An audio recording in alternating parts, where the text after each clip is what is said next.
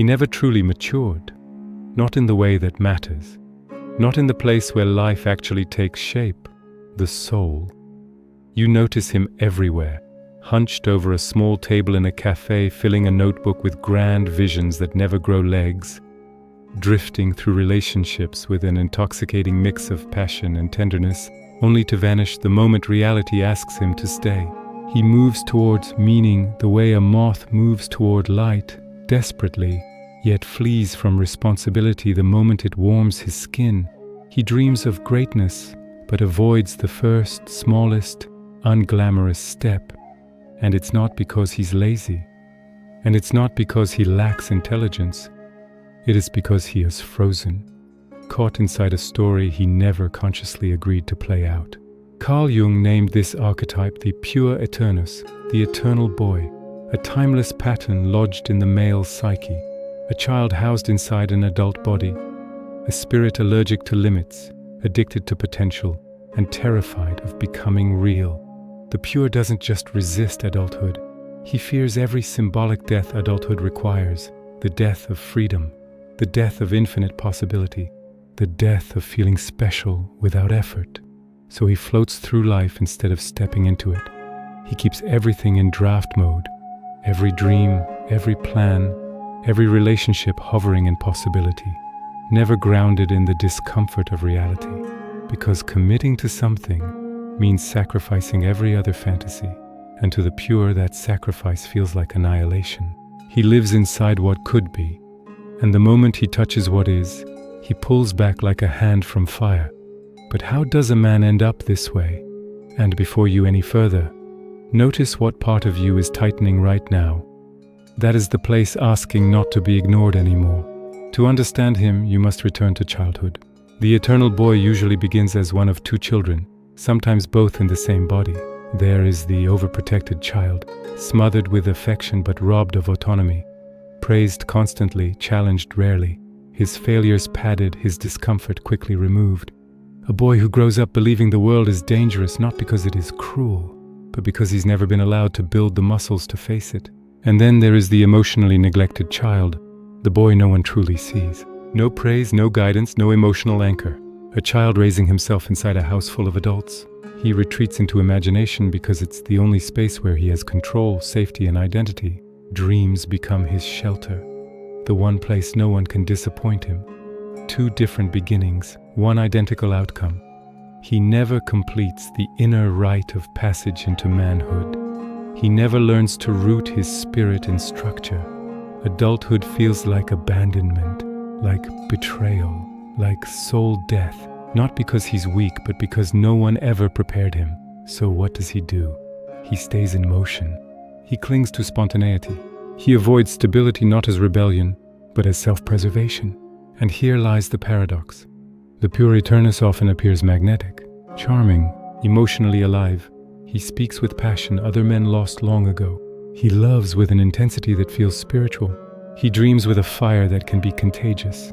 That's why people fall for him. He feels like possibility incarnate. But the closer you get, the stranger it becomes. One day he's consumed by you.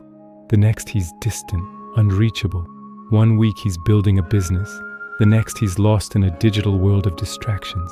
You tell yourself, he's just scared. I can help him heal. But time does not grow him because his wound isn't chronological.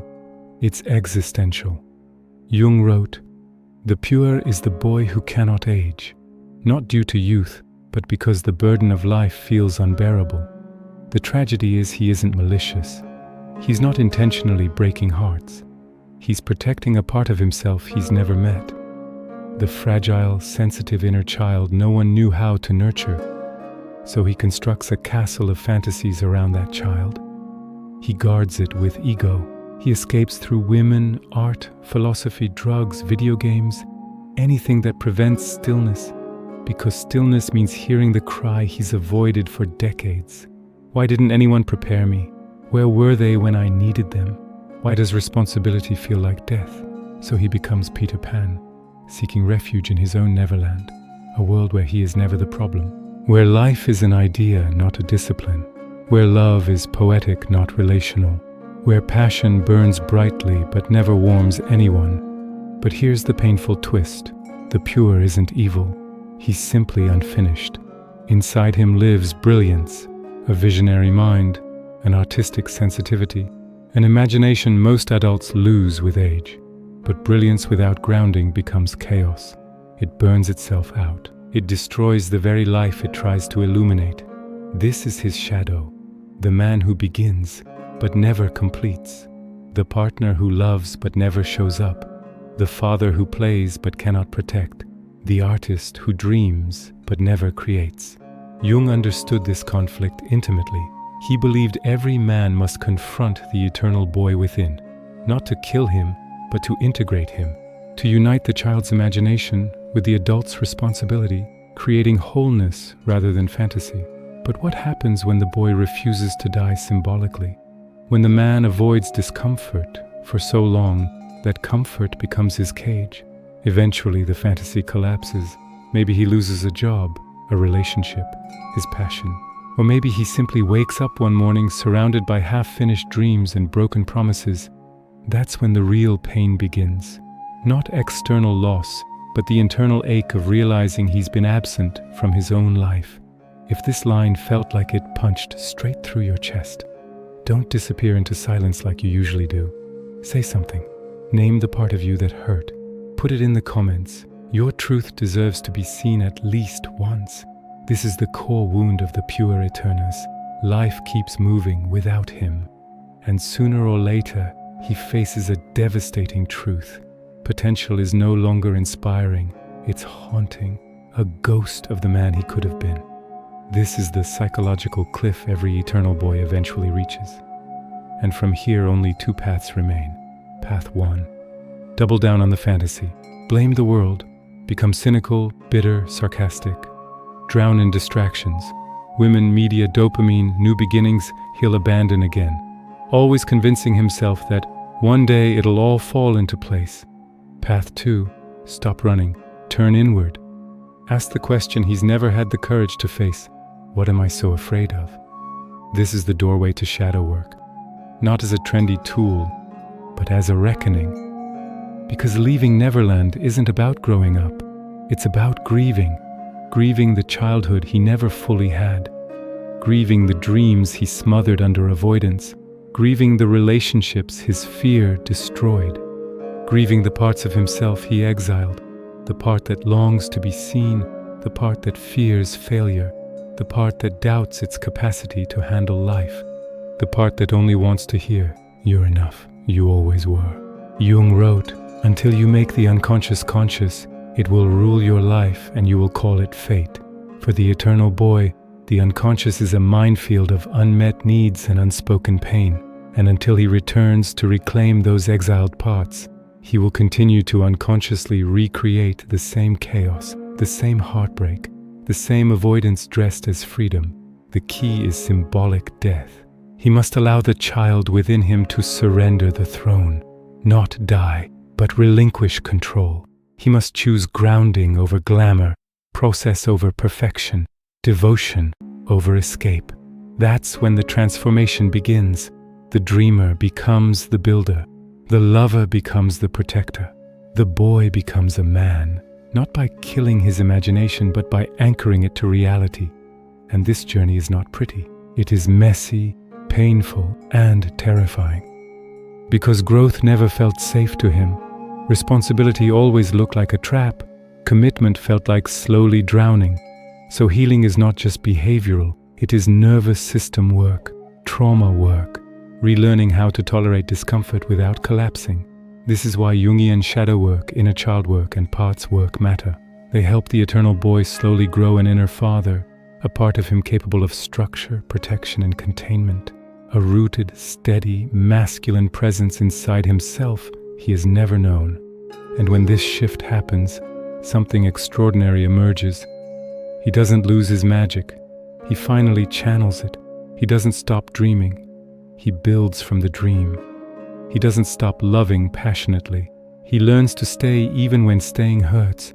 And most profoundly, he learns to love not as a child seeking rescue, but as a man capable of holding another soul with presence and responsibility.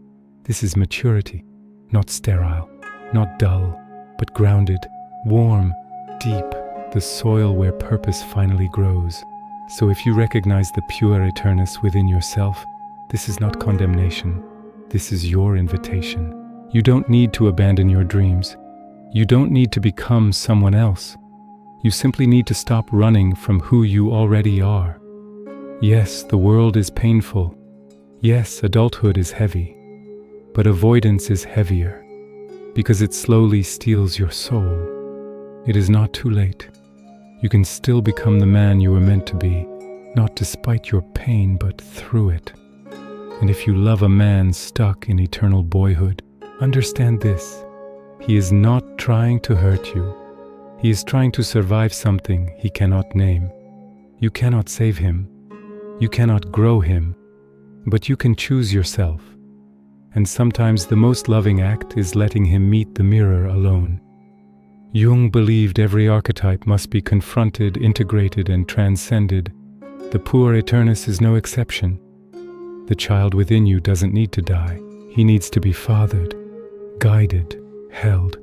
And once he is, he doesn't disappear. He becomes your fire, your creativity, your soul, not as fantasy but as truth. Because the world does not need more boys pretending to be men. It needs men who have faced the boy within and chosen to become whole. If this story touched something in you, don't look away. The parts you avoid are the parts that are asking to come home. Sit with what surfaced. Let it breathe. Let it ache a little. And if you want to keep walking through the places inside you that no one ever guided you through, then stay close. Because this journey doesn't end here. Every day we go deeper into the shadows, into the wounds, into the truths you were never taught to face. If you're ready to finally meet yourself, I'm right here. Let's keep going.